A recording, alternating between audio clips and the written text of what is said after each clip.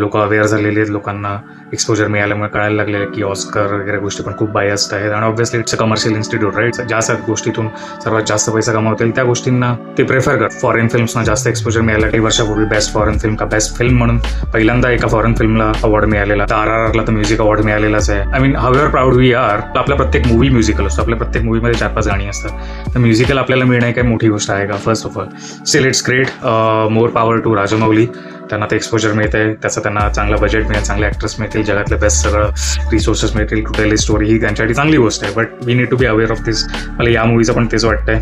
Home नावाची जी movie आहे, मणिपूरचं political environment आपल्याला माहितीच आहे. पण हां, मी मूवी बघितल्याशिवाय बोलू शकत नाही आणि त्यामुळे कोणी बघितलं असेल तर मला नक्की कमेंट्समध्ये कळवा की कसा आहे movie. But it could be that की त्यांना कळलं असेल मणिपूरला अशी गोष्ट झालेली आहे आणि इंडियामध्ये त्याला जो पेड मीडिया आहे त्याने उचललेलं नाही आहे आणि त्यामुळे त्या डिरेक्टरला समजा अवॉर्ड मिळालं. शी माईट से फ्यू थिंग्स ज्याच्यामुळे बाफ्ताला आपले आयबॉस मिळतील, इंडियाचे आयबॉस मिळतील.